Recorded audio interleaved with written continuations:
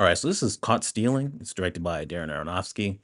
I saw the trailer and I was like, well, really, I don't really get that much from this. I mean, it looks all right, I guess, but I don't really know what to think about it. I'm not excited or anything like that. It's just like, okay, that's coming out. Maybe I'll see it. So I wanted to get a review out this weekend, and I was like, okay, well, I guess I'll go see it. And it started off promising. It started off good, but by the end of it, I really did not like this movie. So we have Hank, played by Austin Butler in this. He lives next to Russ, played by Matt Smith. And that character Russ is clearly in with some things that Hank doesn't know anything about. But uh, Russ has to go to, I believe it was London. He has to go take care of his dad, or his dad's sick. So he's like, "Hey, can you watch my cat for me?" And clearly, he's already interacted with the cat and things like that. The cat already likes him. He's like, "All right, cool. I guess I'll watch him for you." So these two guys come up to Russ's door and they're knocking on it. They're trying to figure out where he is. And Hank comes out trying to figure out what's going on. And he gets his ass beat and is bad by these guys. And he ends up in the hospital, everything.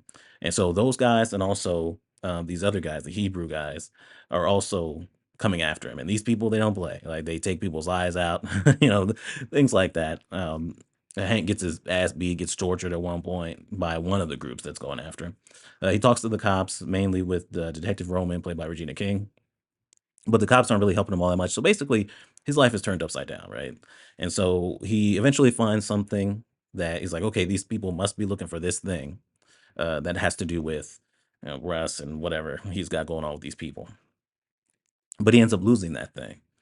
And so now he has to kind of try to figure out where he left it or find out where it is so he could potentially give it to them so they'll get off his back or something. He just wants to go back to his normal life because his life is in danger pretty much all the time now because these people are only going after him at this point because they just can't get to Russ. So, like I said, it started off with some promise. I think most of the performances are good in this. There's two in particular that were not good. We'll get back to that. But I thought Austin Butler was really good as the lead here, Hank. Uh, and I like the character. I think they do a good job of developing the character, where he has this sad backstory. He can't sleep, and his backstory gets revealed, and uh, you get to see it a couple of times, and it's understandable. It's like, wow, this guy, this is a very tragic thing that he went through, and I understand why he drinks a lot. I understand why he can't sleep, and I feel for him. And him being in this situation, just kind of caught up in it. That has nothing to do with him. He had nothing to do with it. You feel bad for him. I mean, he really gets his ass beat. I mean, you feel it.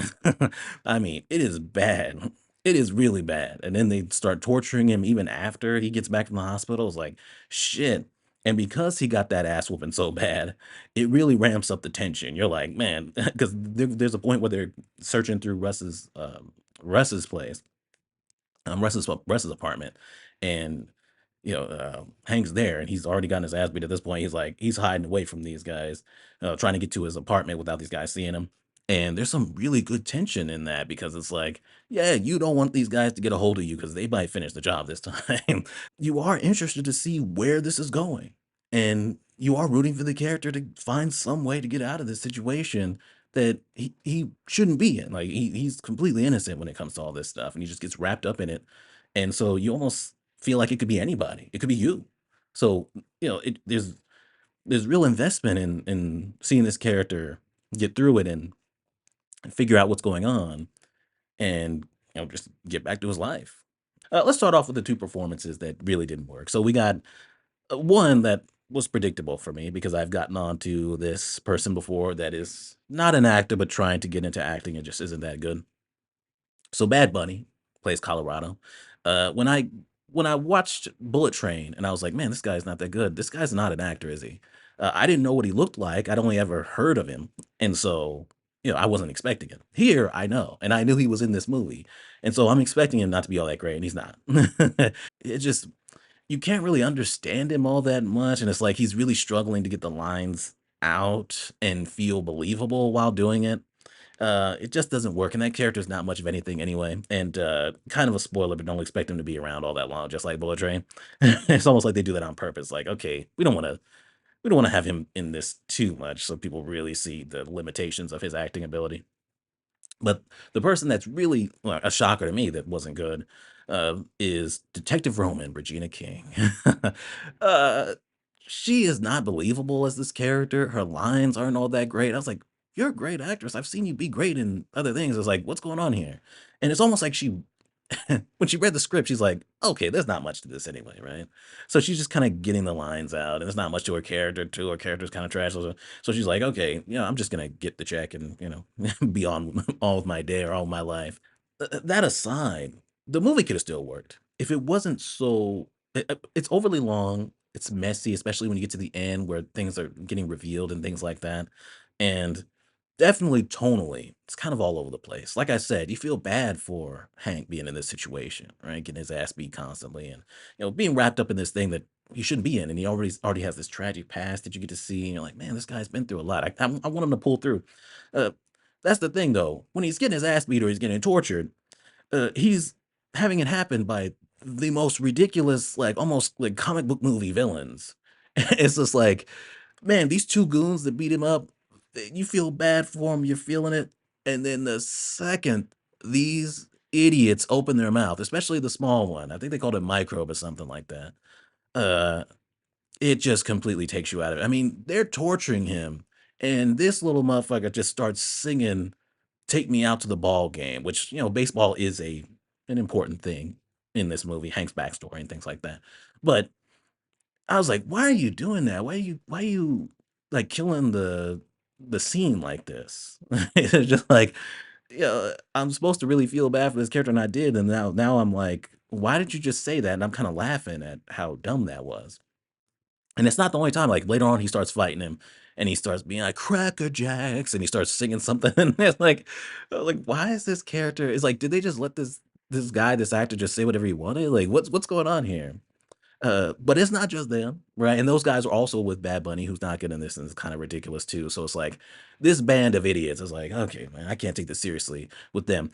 But then you also have Leaf Schreiber and Vincent D'Onofrio. They're part of this other group that's also going after Hank in this, and is trying to find Russ, and they're in obvious costumes, right? They kind of they look ridiculous. I'm sorry. I mean, just about like all the villains and then also Matt Smith. You guys are in costumes, right? I don't believe that you guys actually dress like this or anything like that. It's not believable to me. And then the way that you guys are acting is also throwing me off. I mean, these dudes, these Hebrew dudes, they pull out guns and just start killing people, shooting people in a public place with people everywhere. And then after they then go to another place and kill someone else, they they come back and are within like they can see it. They're really like right across from the place that they just shot up as the police are getting there.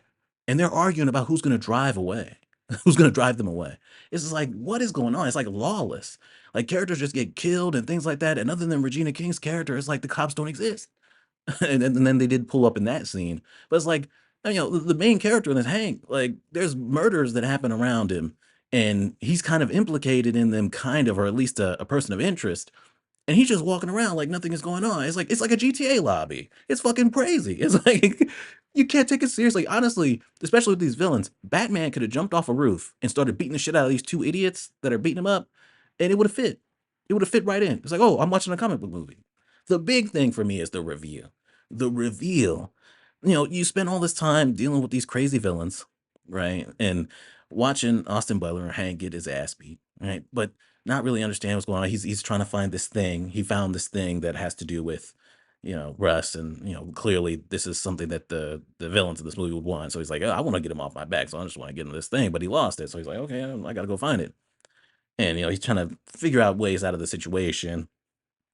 Really, trying to do what he can for survival. And it's so long and so long. You're like, okay, when are we gonna get to explaining what Russ did or why they're after him? What's going on? I'm sure it's about some money, but like, when are we gonna get the details? So we finally do after all that time. And it's delivered by Matt Smith or Russ with this really thick accent to where I could only maybe understand about half of the words of every sentence he said. I mean, it is so super thick. And it's like, man, God. So so that was an issue with me getting that information. But then also the soundtrack of this movie is so overbearing. I mean, it is so much. It is trying way too hard with this. And so when he's explaining this, and I already can't understand it because of this thick accent, you have happening while he's also explaining it. And I'm like, man, I'm only getting like part of this. What I can get, I don't really care about anymore. I'm not all that invested. At that point, I'm like, man, fuck this movie, man. Let's hurry up and wrap this up. With the reveal, and by the end of it, I was like, I really didn't care by that point. I didn't care what was going on. And then you also have that cat. That cat didn't seem like that cat really needed to be in this movie. Right. And it's like, I don't know. Maybe Darren Aronofsky, maybe that's his cat. Maybe it's an Argyle situation where it's like, okay, I forced my own pet into this shit. It's a different kind of nepotism, I guess. I don't know. I don't know why that cat's in this movie, because that cat doesn't. There's one significant thing that has to do with the cat. After that, you can forget the cat's even in it. Like, he's just running and he has a cat. Like, it didn't work for me, man. I'm giving it trash. I was gonna try to be nice to it and give it a rental, but which also wasn't good. But I was like, for the things that are good in it, I was like, okay, maybe. But no, I'm giving this trash. I really didn't like this, man. I really didn't like it. It was obnoxious to me. It was obnoxious. What a fucking mess, dude. Anyway, that is Caught Stealing. Like I said, trash. Subscribe, and we're done.